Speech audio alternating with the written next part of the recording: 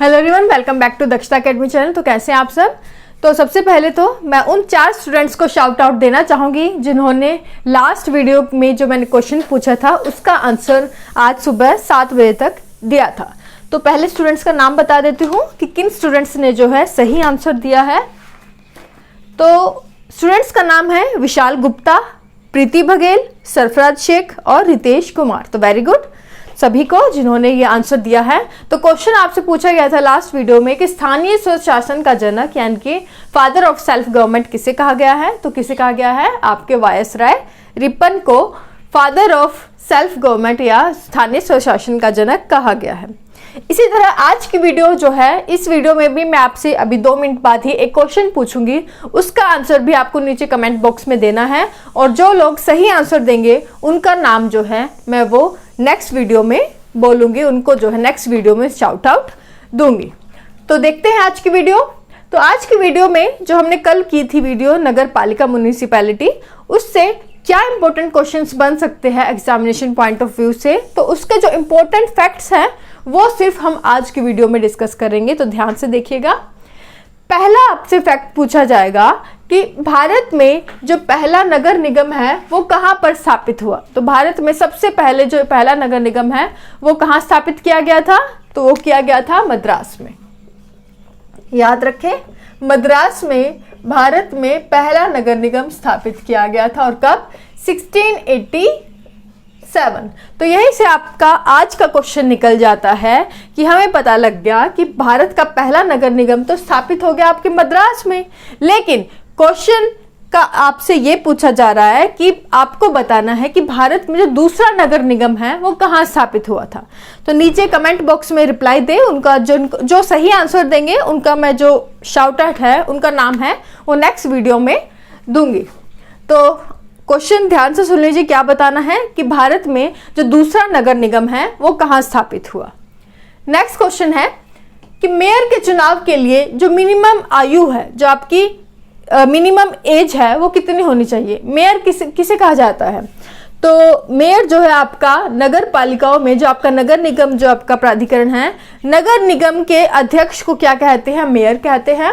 और मेयर के चुनाव के लिए जो मिनिमम एज होनी चाहिए, एलिजिबिलिटी होनी चाहिए, वो कितनी होनी चाहिए, 30 ईयर्स। तो ये चीज याद रखें, ये एक्सेप्शन है पूरे स्थानीय स्वशासन में, यानी कि जो आपका पूरा चाहे ग्राम पंचायत हो या नगर पालिका हो, तो सभी में जो आपका चुनाव किया जाता है, चुनाव होता है किसी भी सदस्य का या अध्यक्ष का, तो उसके लिए जो सदस्यों की या अध्यक्षों की जो मिनिमम एज होती है वो वैसे तो 21 ईयर्स होती है, लेकिन जो आपका नगर निगम का अध्यक्ष होगा उसके अध्यक्ष को हम मेयर कहते हैं, जिसकी मिनिमम एज जो एलिजिबिलिटी है वो 30 ईयर्स है। 30 साल का आपका जो है अध्यक्ष बनने के लिए एलिजिबिलिटी है। लेकिन अगर बाकी सदस्यों की बात की जाए या फिर जो आपके नगर पालिका परिषद या नगर पंचायत हैं उनकी बात की जाए, तो उनके सदस्यों और साथ ही जो उनके अध्यक्ष हैं उनकी मिनिमम एज कितनी होनी चाहिए, 21 ईयर्स होनी चाहिए। लेकिन सिर्फ आपका जो नगर निगम का अध्यक्ष है, मेयर है, उसकी एज के जो है 30 साल होनी चाहिए। तो ये चीज याद रखें, इस चीज में बिल्कुल कंफ्यूजन ना रखें। पार्षद का निर्वाचन, सबसे पहले तो आपको पता होना चाहिए कि पार्षद किसे कहा जाता है। तो जो आपके नगर निगम, नगर पालिका परिषद और जो आपके नगर पंचायत है, इसके जितने भी सदस्य हैं, इन तीनों संस्थाओं के सदस्यों को हम क्या कहते हैं, पार्षद या सभासद कहते हैं। अब क्वेश्चन पूछा गया है कि पार्षद का जो निर्वाचन है वो किस तरह से होता है, वो आपका डायरेक्टली होता है या इनडायरेक्टली, प्रत्यक्ष तौर पर लोगों के द्वारा निर्वाचन किया जाता है उनका, या फिर इनडायरेक्टली उनका निर्वाचन होता है। तो इनका जो निर्वाचन है वो आपका प्रत्यक्ष तरीके से यानी कि डायरेक्टली होता है, स्थानीय लोगों के द्वारा इनका निर्वाचन जो है किया जाता है। तो ये चीज आपको याद रखनी है। अगर इनके अध्यक्षों की बात करें, नगर पालिका अध्यक्ष की बात करें, तो उनका जो निर्वाचन है वो अप्रत्यक्ष रूप से होता है। विधानमंडल जो है वो तय करती है कि किन आधारों पर उनका निर्वाचन होगा, उनके द्वारा उनका निर्वाचन होता है, यानी कि अप्रत्यक्ष तौर पर नगर पालिका के अध्यक्षों का चुनाव होता है। लेकिन उनके अगर सदस्यों या पार्षद की बात की जाए तो इनका जो निर्वाचन है वो स्थानीय लोगों के द्वारा प्रत्यक्ष तौर पर होता है। नेक्स्ट क्वेश्चन है कि ग्राम पंचायत की तरह ही जो म्यूनिसिपैलिटी है, नगर पालिका है, इसमें आरक्षण की क्या एलिजिबिलिटी है, आरक्षण की क्या सुविधा जो है दी गई है। तो आपको बता दो सेम चीज है आरक्षण की जो हमने ग्राम पंचायत में पढ़ा था। ग्राम पंचायत की तरह ही आपकी म्यूनिसिपैलिटी में भी जो आरक्षण है वो SC ST को दिया गया है। SC ST को उनकी जनसंख्या के आधार पर उनको जो है उनके प्रतिशत, जनसंख्या प्रतिशत के आधार पर उनको आरक्षण दिया गया है। महिलाओं की बात करें तो महिलाओं को कितना आरक्षण दिया गया है ग्राम पंचायत और नगर पालिका दोनों में? तो इनको दिया गया है 1/3, 1/3 आरक्षण जो है महिलाओं को दिया गया है। और ये 1/3 जो आरक्षण है ये मिनिमम आरक्षण जो है दिया गया है कि हर नगर पालिका को, हर ग्राम पंचायत को महिलाओं को इतना आरक्षण दिया जाना जरूरी है। लेकिन अगर किसी राज्य सरकार चाहे, विधानमंडल चाहे तो किसी कानून का निर्माण करके इस आरक्षण को बढ़ा भी सकती है, लेकिन कम नहीं कर सकती। ये संविधान में लिख दिया गया है कि इतना आरक्षण तो मिलेगा ही मिलेगा, लेकिन राज्य विधानमंडल चाहे तो इस आरक्षण की सुविधा को बढ़ा सकती है, लेकिन कम नहीं कर सकती। तो ये चीज याद रखें। OBC आरक्षण की बात करें तो OBC आरक्षण दिया जाना है या नहीं दिया जाना, तो ये जो डिपेंड करता है कि राज्य विधानमंडल पर कि वो उनकी जो OBC जो जनसंख्या है उनकी जो सोशो इकोनॉमिक स्टेटस को देखते हुए, उनकी जो जनसंख्या को देखते हुए अगर विधानमंडल चाहती है कि उनको आरक्षण दिया जाना चाहिए तो इनको आरक्षण मिलेगा, वरना नहीं। अब हम देखते हैं कि ये जो आपका नगर पालिका टॉपिक हमने देखा था कि शुरुआत में आपके संविधान में ऐड नहीं था, बाद में इसे संविधान संशोधन के द्वारा इसे हमारे संविधान में ऐड किया गया। तो आपको बताना है कि कौन से संविधान संशोधन के माध्यम से इसे ऐड किया गया। तो कौन से संशोधन के माध्यम से? 74th constitutional amendment 1994। उसके बाद संविधान के कौन से भाग में इसे ऐड कर दिया गया? तो भाग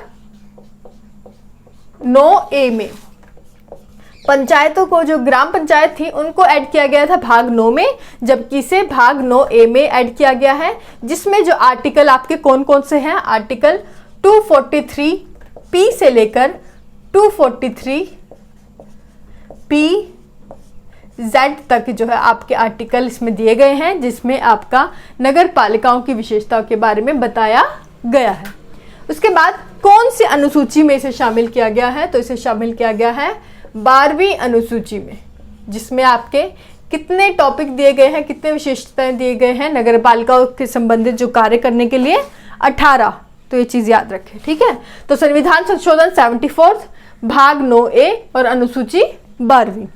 उसके बाद स्थानीय स्वशासन की अगर हम देखें कि भारतीय संविधान में कितने प्रकार के स्थानीय स्वशासन या जो लोकल सेल्फ गवर्नमेंट है उनकी बात की गई है। अगर हम अपना जनरल बात करें, जो हमारा भारत सरकार का जो ढांचा है, आपका प्रशासनिक ढांचा है, उसमें कितने प्रकार का स्थानीय स्वशासन की बात की गई है, कितने प्रकार के लोकल सेल्फ गवर्नमेंट की बात की गई है? तो वो कितने के प्रकार की गई है? 2 प्रकार के। कौन कौन से?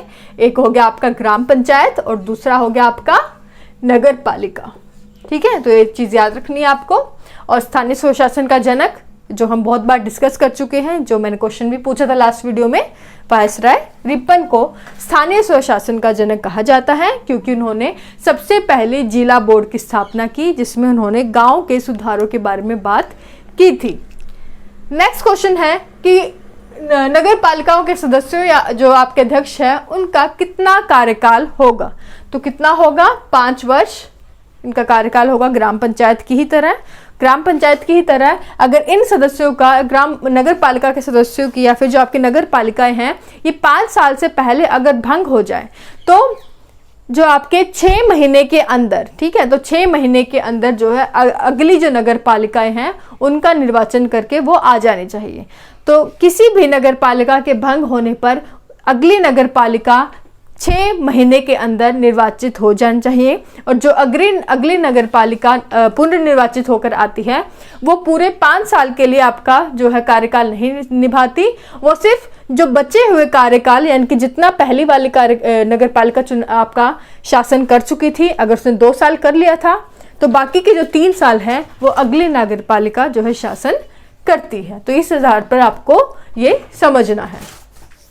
नेक्स्ट है कि नगर पालिका परिषद के अध्यक्ष को हम क्या कहते हैं। तो नगर पालिका के अध्यक्ष को हम क्या कहते हैं? चेयरमैन या सभापति भी इसे हम कह देते हैं। अगर हम उनकी बात करें, आपकी जो नगर पंचायत है तो उनके अध्यक्ष को हम क्या कहते हैं? उनको हम क्या कहते हैं? नगर पंचायत अध्यक्ष हम क्या कहेंगे? नगर पंचायत अध्यक्ष, या फिर उनको भी हम चेयरमैन कह सकते हैं।